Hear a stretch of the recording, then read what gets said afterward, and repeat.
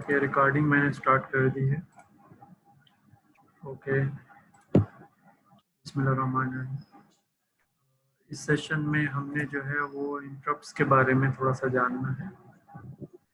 अब तक हम बहुत शॉर्ट सा पढ़ते हुए आ रहे हैं। अभी तक हमने कोई मेजर जो असेसमेंट है वो नहीं की है, लेकिन अब हम असाइनमेंट और जो हमारे पास क्विज़ेस हैं वो LMS बेस्ड जो है इंशाल्लाह करेंगे। तो आज हम इंटरप्ट्स के बारे में थोड़ा सा जानेंगे।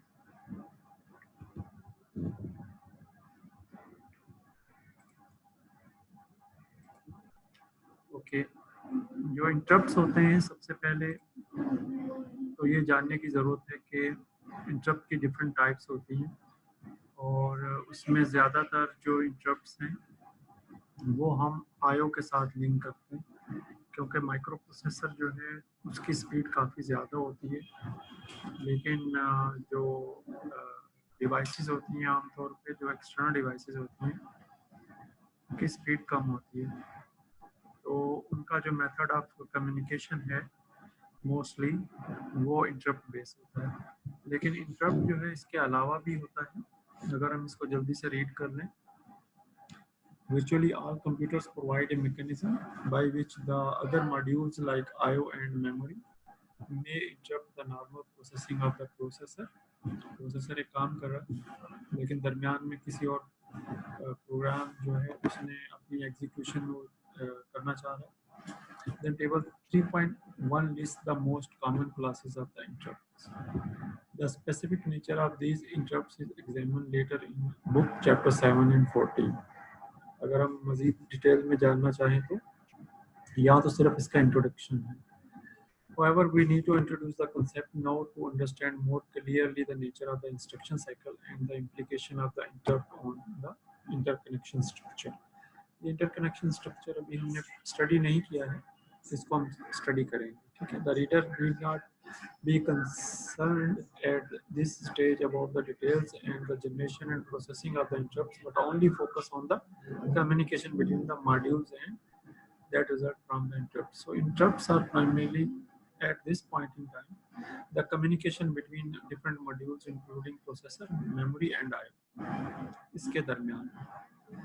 तो अगर मैं आपसे पूछूं अनस के इंटरप्ट जो है प्राइमरीली क्या चीज़ है, तो आप क्या बताएंगे?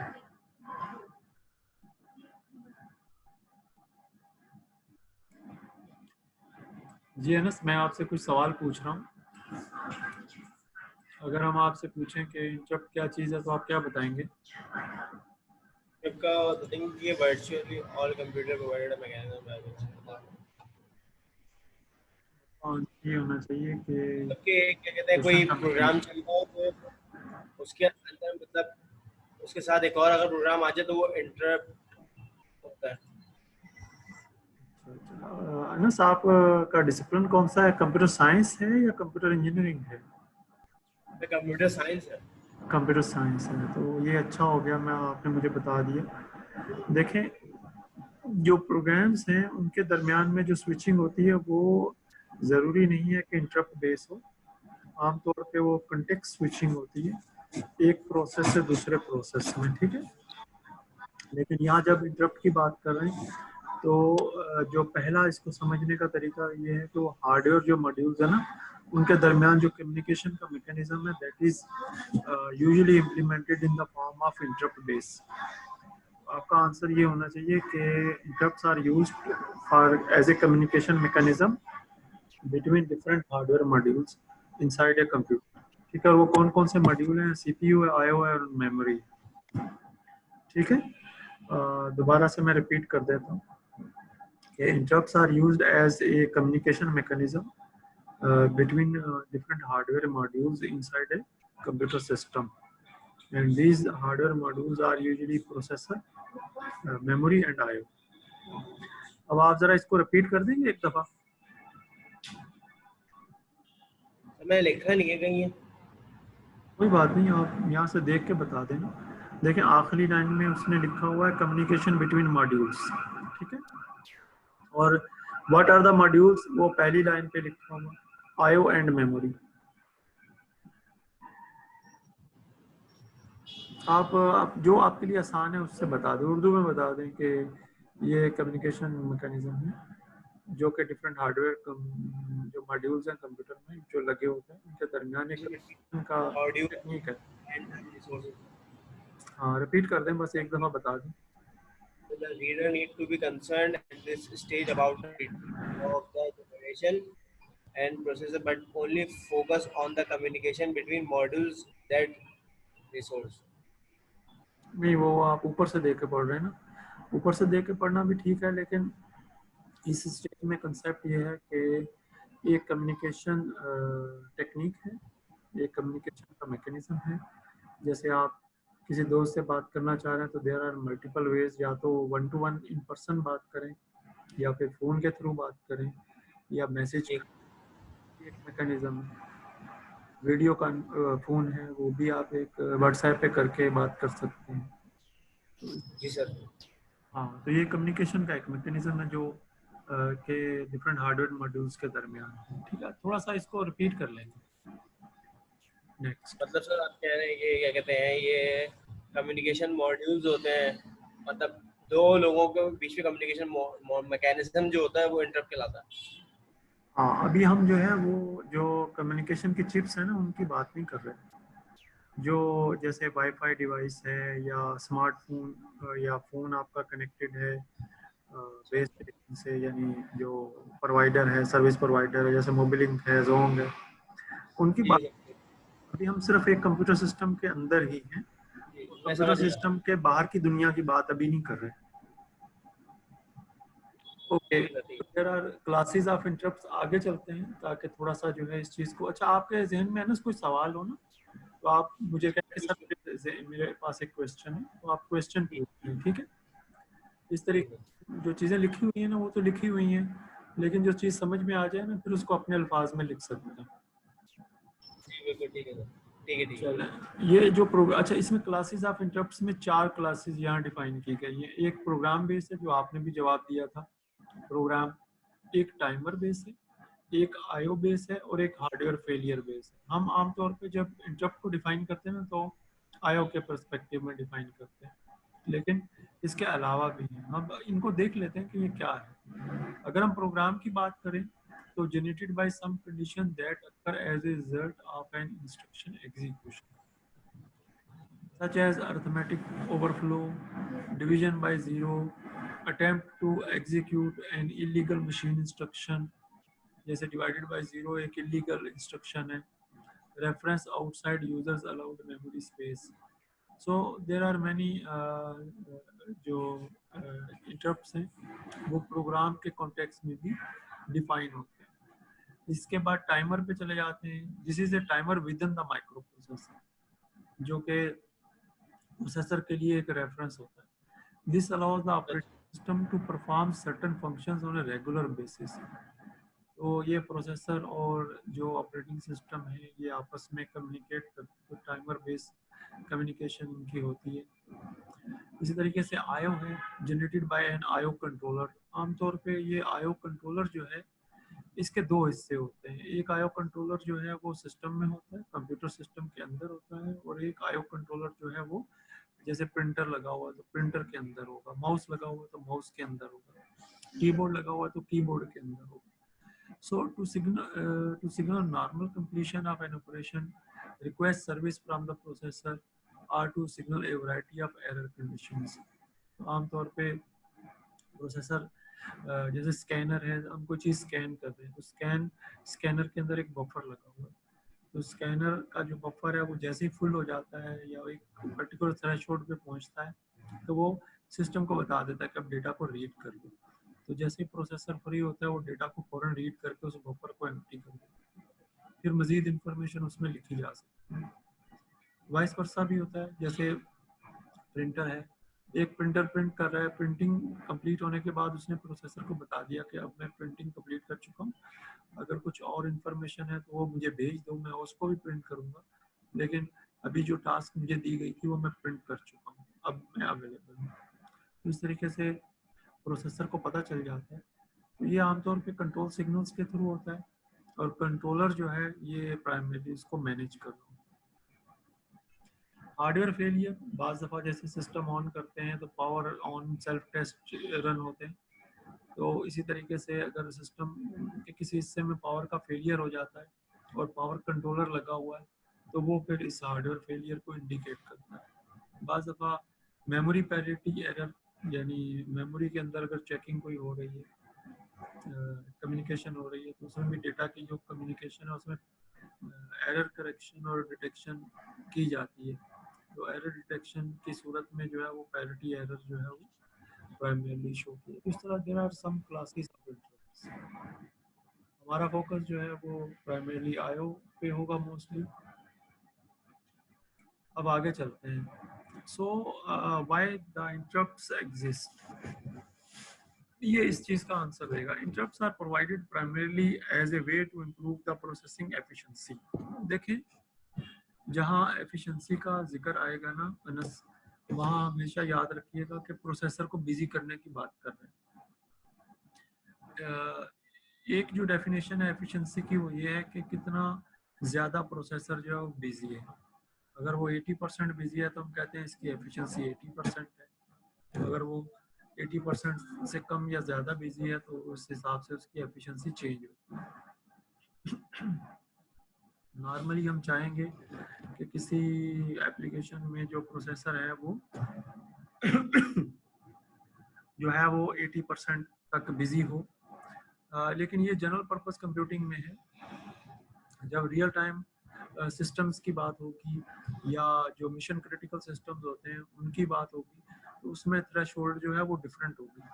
ये जनरल पर्पस सिस्टम है, जैसे लैब के सिंपल कंप्यूटर्स हैं, आपका एक माइक्रो प्रोसेसर यानी स्मार्टफोन है, तो इसमें जब चीज़ें चल रही होंगी तो जो प्रोसेसर की एफिशिएंसी है वो 80% के आसपास जो है वो कॉमनली होनी चाहिए। So for example, most external devices are much slower than the processor.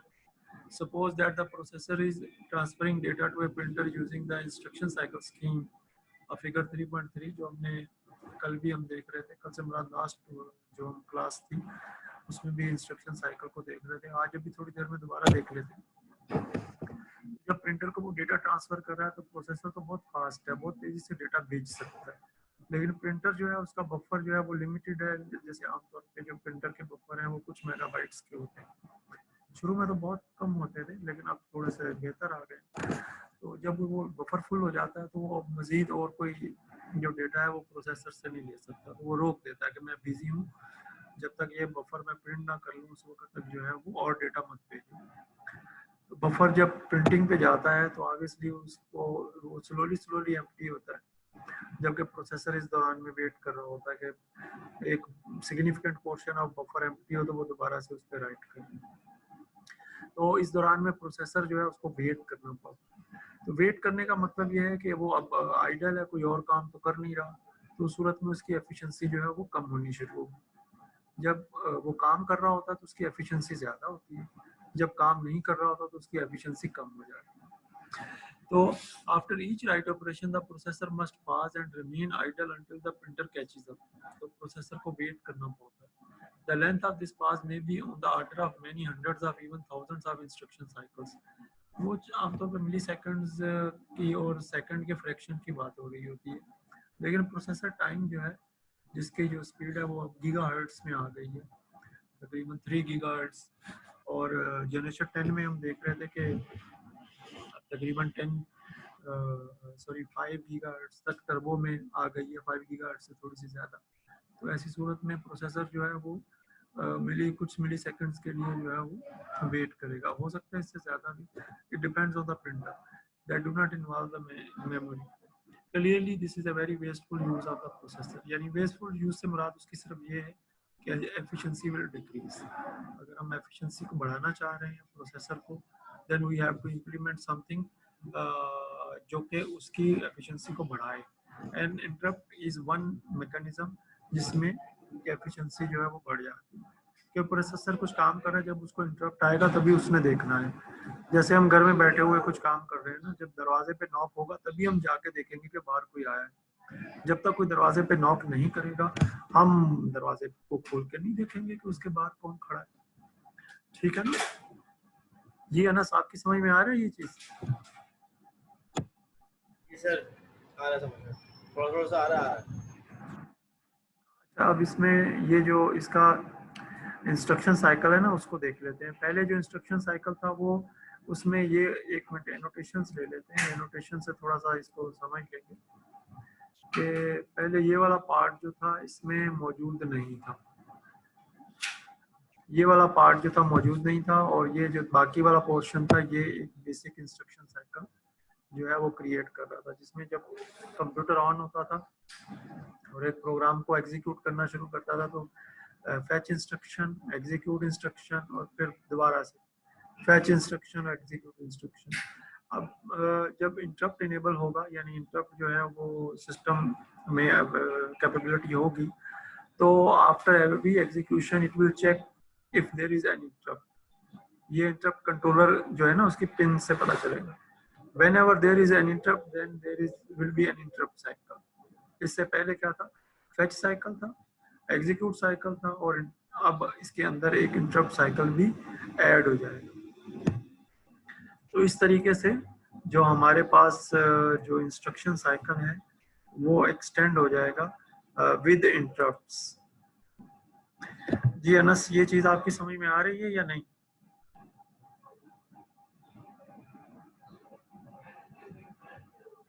जी अनस, आपकी आवाज नहीं आई, आपकी समझ में ये चीज आ रही है? जी सर, आ रही है। चलो, thank you very much. Okay, class of करते हैं आज।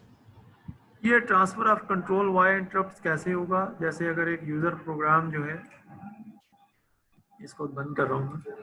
ओके, यूजर प्रोग्राम एग्जीक्यूट हो रहा है and there is one interrupt inside the program. जैसे इंटरप्ट रूटीन, इंटरप्ट जो है वो आएगा तो फौरन जो है वो एक इंटरप्ट हैंडलर जो है वो एक इंटरप्ट सब रूटीन जो है उसको एग्जीक्यूट करेगा। जैसे फंक्शन होता है ना किसी प्रोग्राम में, हम एक फंक्शन कॉल करते हैं तो वो क्या करता है, वो फंक्शन का कोड एग्जीक्यूट करके फिर दोबारा वापस आ जाता है। तो ये इंटरप्ट भी प्राइमरीली एक फंक्शन की सूरत में लिखा हुआ है, लेकिन ये फंक्शन थोड़ा ज़रा डिफरेंट मैकेनिज्म में लिखा हुआ है। अच्छा अनस, एक मिनट ज़रा होल्ड करें, मैं ज़रा पावर कनेक्ट कर लूँ, इसकी पावर जो है ना वो लॉस्ट हो रही है। ठीक है सर, ठीक है।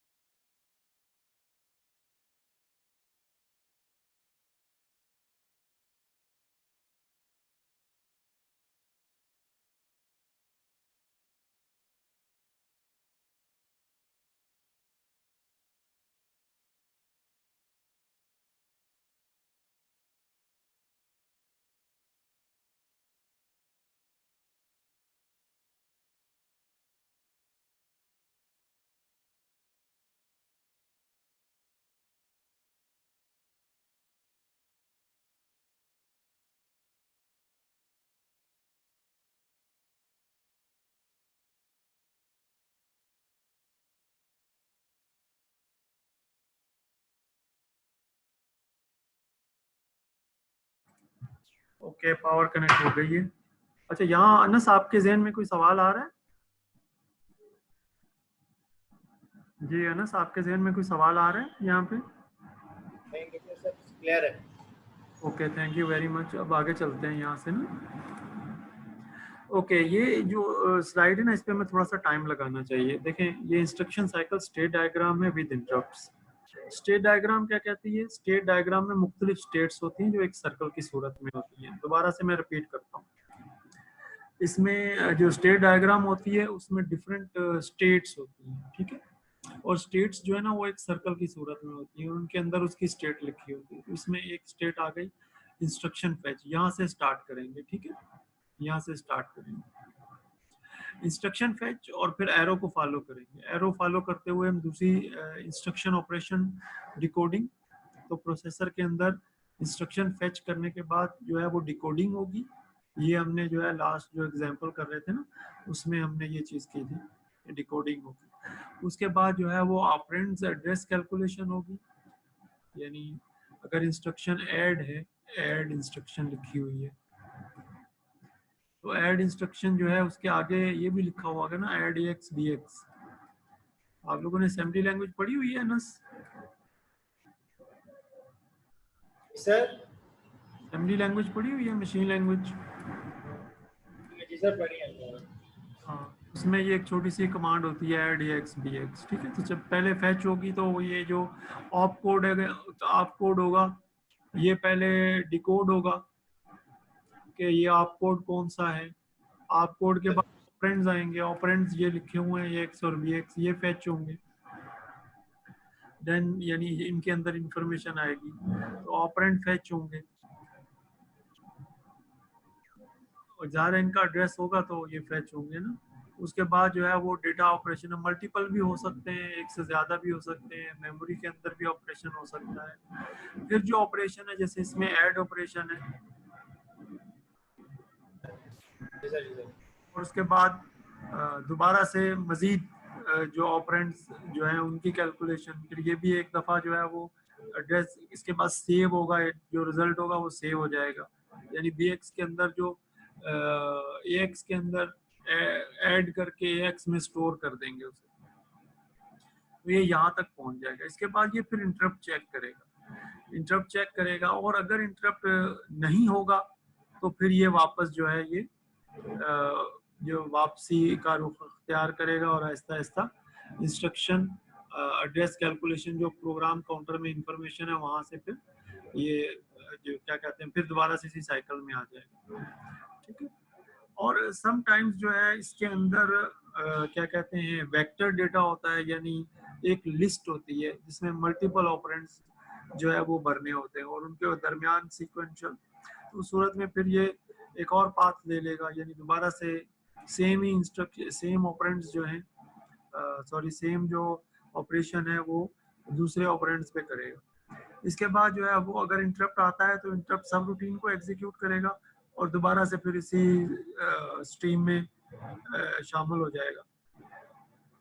और ये चीज, ये सिलसिला जो है वो चलता रहेगा जब तक कि जो सिस्टम है वो ऑन है और कुछ ना कुछ कर रहा है, ठीक है। जो उसके बाद फिर ये ख़त्म हो जाएगा। आपको अगर ये डायग्राम दी जाए तो आप इस डायग्राम को आप एक्सप्लेन कर सकें, ये जो है ना ये बहुत इम्पोर्टेंट है कि इसके अंदर डिफरेंट स्टेट्स हैं। और ये पहली चीज़ तो ये इम्पोर्टेंट है कि आपने स्टार्ट कहाँ से लेना है, इंस्ट्रक्शन फेच से आपने स्टार्ट लेना है। और इंस्ट्रक्शन फेच जो है ज़ाहिर है प्रोग्राम काउंटर के अंदर इंफॉर्मेशन होगी कि नेक्स्ट जो इंस्ट्रक्शन है वो क्या है, और उस इंस्ट्रक्शन को फिर वो आगे एग्जीक्यूट करना शुरू कर देगा। ये हमने बड़ी डिटेल से लास्ट एग्जांपल में किया था। यहाँ अनस आपके ज़हन में कोई सवाल है? नहीं सर अभी तो फिलहाल नहीं है कोई सवाल। बेटा ये डायग्राम आपको बनानी नहीं आएगी, ये डायग्राम आपको दी जाएगी। मतलब डिफाइन करनी होगी बस इसको। हाँ, आपको दी जाएगी और कहा जाएगा कि आप इस डायग्राम को एक्सप्लेन करते हैं। खास तौर पे इसमें जो है वो दो सवाल हो सकते हैं। पहला इसका सवाल प्रोसेस बताना होगा कि, हमें। जी बेटा बोलें। इसका प्रोसेस फ्लो बताना होगा पेपर में। एक्सप्लेन करना होगा कि जो है ये इसमें फॉर एग्जांपल मैं आपसे ये पूछूं कि जो है वो अगर कोई इंटरप्ट आएगा तो वो किस जगह पे चेक होगा, किस स्टेट में चेक होगा, तो आप बता सकें कि ये इस पर्टिकुलर स्टेट में चेक होगा, यानी जो है ये इस इंटरप्ट चेक इस जगह पे होगा, ठीक है। दूसरा क्वेश्चन इसमें ये हो सकता है कि अगर एक सिंपल इंस्ट्रक्शन विदाउट इंटरप्ट है तो वो कौन सा पाथ फॉलो करेगी। तीसरा सवाल ये हो सकता है कि किसी एक सिंपल इंस्ट्रक्शन की मदद से इस डायग्राम को एक्सप्लेन कर दें, जैसे मैंने लिखा था ना add A X B X. तो इस तरीके से ये सिंपल सिंपल से बात हो सकते हैं। ओके, आगे चलते हैं। अब ये आखिरी दो स्लाइड्स हैं, इनमें पहले जो इंटरप्ट प्रोसेसिंग किस तरीके से प्राइमरीली इम्प्लीमेंट हो सकती है। सबसे आसान तरीका जो शुरू में किया गया और जो माइक्रो कंट्रोलर बेस्ड सिस्टम है वो भी यही करते हैं। आमतौर पे यूज़र प्रोग्राम के अंदर जो है वो इंटरप्ट डिफरेंट लोकेशन पे आता है और जब भी आता है तो वो उस इंटरप्ट को वो एग्जीक्यूट करते हैं। और उसी और वापस आ जाता है कंट्रोल। ये कंट्रोल जो है ना ये शिफ्ट होता है उस सब रूटीन पे, और उसके बाद वो एग्जीक्यूट होने के बाद वापस आता है। तो ये फ्लो कंट्रोल का इस तरह चलता रहता है। लेकिन बास जगहों पे ये फैसिलिटी होती है कि एक इंटरप्ट दूसरे इंटरप्ट को कॉल कर सकता है। जैसे फॉर एग्जांपल एक यूजर इंटरप्ट है और एक सिस्टम इंटरप्ट है। यूजर इंटरप्ट जो है वो एक यूजर ने अपना प्रोग्राम लिखा है इंटरप्ट की सूरत में, और एक आगे आगे सिस्टम इंटरप्ट है, जैसे कीबोर्ड रीड है, डिस्प्ले के ऊपर जो है वो कोई करेक्टर डिस्प्ले करवाना है। तो जो इंटरप्ट यूजर इंटरप्ट है वो किसी और सिस्टम इंटरप्ट को कॉल कर सकता है। ये चीज कहलाती है नेस्टेड इंटरप्ट। एक मिनट में जरा इसको हाइड कर लूं। ओके, अब मैंने इस फ्लोटिंग को हाइड कर दिया है। अब नेस्टेड इंटरप्ट प्रोसेसिंग लिखा हुआ है। इसका मतलब है एक इंटरप्ट के अंदर से दूसरे इंटरप्ट को आप कॉल कर सकते हैं। शुरू में ऐसा नहीं था, ज्यादातर जो है वो सीक्वेंशियल इंटरप्ट प्रोसेसिंग थी और इसी को फेवर किया जाता था ड्यू टू इट्स सिंप्लिसिटी। लेकिन अब जो है वो जब यूजर को ये फैसिलिटी मिली कि वो इंटरप्ट बेस्ड प्रोग्रामिंग कर सकता है, जिसमें वो इंटरप्ट को डिसेबल कर सकता है और सेट कर सकता है, तो फिर ये भी फैसिलिटी मिली कि वो आगे जो इंटरप्ट रूटीन है, जो यूजर इंटरप्ट रूटीन है उसके अंदर वो रहते हुए वो एक सॉफ्टवेयर सिस्टम इंटरप्ट को कॉल कर सकते हैं। जी बेटा, अब यहाँ कोई सवाल आपके ज़हन में है तो आप पूछ सकते हैं। नहीं सर, सवाल नहीं है। चलें, बहुत बहुत शुक्रिया। आज की क्लास यहीं तक है। कल हम इंशाल्लाह इंटरकनेक्शन स्ट्रक्चर देख लेंगे, और एक मिनट ज़रा किताब में जाके देखते हैं कि क्या क्या चीज़ें रह गई हैं। ठीक है सर, ठीक है। हमारे पास क्या क्या चीज़ें रह गई हैं ना। इंटरकनेक्शन स्ट्रक्चर तो इतना डिफिकल्ट नहीं है, वो तो एक आसान सी चीज़ है कि उसमें क्या क्या पॉइंट टू पॉइंट इंटरसेप्ट और पीसीआई एक्सप्रेस है, बस इंटरकनेक्शन है। मेरे ख्याल में हम इंटरकनेक्शन स्ट्रक्चर और बस इंटरकनेक्ट इंशाल्लाह नेक्स्ट पढ़ लेंगे, और फिर मेमोरी हायरार्की जो है वो इसके बाद है। मेमोरी हायरार्की के बाद आईओ है। तो हम इंशाल्लाह ताला ये कोर्स जो है इसके जो कोर कंटेंट्स हैं वो इंशाल्लाह ताला जल्दी कवर कर लेंगे। कोर कंटेंट्स देख लेते हैं क्या क्या। आपके दूसरे साथी आज आए नहीं है। सर वो बदल के होंगे सर। ओके, तो मेमोरी हायरार्की हम कर लेंगे। इसके बाद हमें जो है वो इंस्ट्रक्शन पैरेलल इंस्ट्रक्शंस या इंस्ट्रक्शन पैरेललिज्म, और लास्ट में जो है वो shared memory, message passing and convergence. ये थोड़ा आगे जाके आएगा। इसमें हम पैरेलल जो स्ट्रक्चर्स हैं उनको थोड़ा सा देख लेंगे, और इसी तरीके से जो ऑपरेटिंग सिस्टम का एक ओवरव्यू और आईओ मॉड्यूल और मेमोरी। तो मेमोरी, आईओ, ऑपरेटिंग सिस्टम, और लास्ट जो पार्ट हम करेंगे इंशाल्लाह वो होगा पैरेललिज्म के बाद जो ये प्रोसेसेस के दरमियान जो मैसेज पासिंग वो कैसे, इन स्ट्रक्चर्स को देख लेंगे। और इंशाल्लाह ये हमारा कोर्स जो है ये कोर टॉपिक्स जो है ना वो हम कवर कर लेंगे। सारी चीज़ें तो नहीं कर सकेंगे लेकिन इंशाल्लाह कोर इसका कवर कर लेंगे। अच्छा, एक अनस एक चीज़ रह गई थी जो हमने लास्ट टाइम आपको एक सवाल दिया था, आपको मौका मिला उसे ज़रा देखने का? वाला क्वेश्चन जो आपको कर दिया था। प्रॉब्लम 3.1 को अटेम्प्ट करना था। जी सर, ये मैं आपको करके दे दूंगा। ये रिटर्न चाहिए ना आपको? नहीं बेटा, आप अपने पास कर लें और एक दफ़ा मुझे सिर्फ बता दीजिएगा कि सर ये हमने इस तरीके से किया है। इसका ठीक है सर, ठीक। आपने सिर्फ 2 लाइनें लिखनी है, जो पहले से लिखी हुई हैं उसमें 2 लाइनें ऐड करनी है। ठीक है सर। तो बस 2 लाइनें ऐड करके मुझे बता दीजिएगा सर ये इस तरीके से हो गया है, एंड दैट्स इट। हो गया सर। तो कल की क्लास में ज़रूर आप जो है ना इसको रिपीट कर दें। तो ये प्रॉब्लम 3.1 जो है ना इसको, इसका जो स्टेटस है ना अभी तक मुझे मिला नहीं है। ठीक है, आपको दे देता हूँ। इसी में फोटो उसकी खींच के इसी में शेयर कर दीजिएगा ग्रुप में। ठीक है सर, ठीक है। चलो बेटा, ओके, अल्लाह हाफिज़।